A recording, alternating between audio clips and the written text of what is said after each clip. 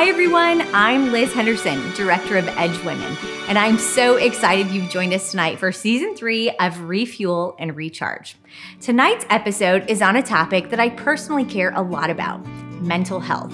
Recently, I've realized that I struggle with anxiety, and I know I'm not alone, as more people than ever before are also wrestling with that, depression, and many other things due to the state of the world that we live in. So if you're watching tonight, my hope for you is that you realize that you are loved, you're cared for, you're supported, and you can find the help that you need.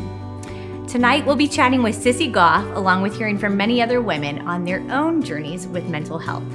But before we get started, I'm going to turn it over to my colleague, Ann O'Brien, who will share with you a little bit about what Edge is.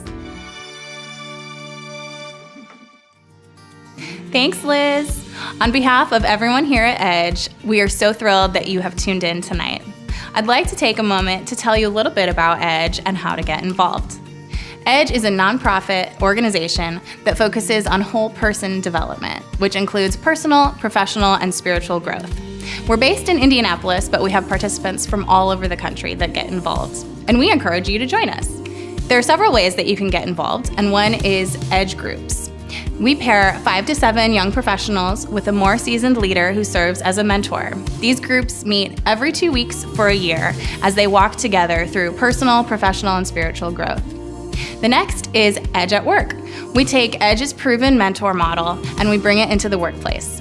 Companies can select their emerging leaders to participate in this cohort-based program, and they can learn curriculum through personal and professional development. And lastly, it's Edge events. You're at one right now. So thanks for joining us, and we hope that you continue to join us at our virtual events, but also our in-person events, which we are so thrilled to continue getting back to in 2021. We encourage you to learn more about Edge and consider participating at edgementoring.org. We recently had the opportunity to go to the Little Yellow House That Helps People in Nashville, Tennessee, otherwise known as Daystar Counseling Ministries. Daystar is dedicated to providing support, encouragement, and compassion to children, adolescents, and families in need through counseling.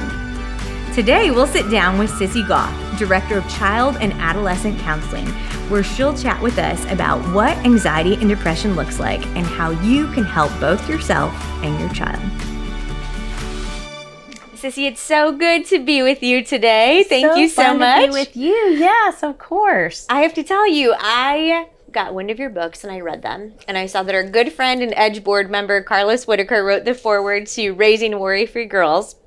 And as I read it, I thought he was talking about me. And so I thought, this is someone we need to talk to and to hear your story and everything. So thank you for your time today. I'm so delighted to be with you. Yes. Well, you tell us, who are you and where are we? This is amazing. So I am the Director of Child and Adolescent Counseling at this place that is Daystar Counseling Ministries. And we are a little yellow house. One little boy called it the little yellow house that gives hope, which I love that. And we see kids here from about really 3 or 4, or the youngest, up through 18, and then of course families. And we have 15 counselors on staff, 5 dogs who are a part of our therapy practice, and 1,900 families currently that are coming for counseling. Wow. Okay, so talk to us. We were talking earlier about how mental health is becoming something normalized that we're talking about more. Yes. Whereas growing up, we never talked about that. No, we sure didn't. So talk to us a little bit about what you're seeing today and why families are coming to you.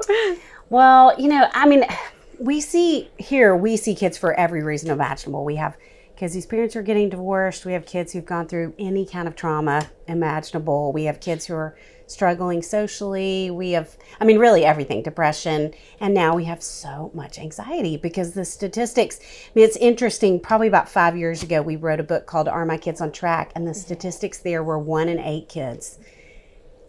Pre-pandemic, we were at 1 in 4, with girls twice as likely. And now we're 1 in 3. And so it just keeps marching up. Wow. So, I would say now 75% of my practice specifically with girls is probably anxiety. And the boys would say a little bit less, the men on staff, I shouldn't say the boys. They would say a little bit less, but it's so prevalent. So, but really, I always say if you scooped up a group of kids from any school or homeschool co-op across the country, those are the kids we're seeing. Wow. Okay, so you say 1 in 3 girls Yes. are struggling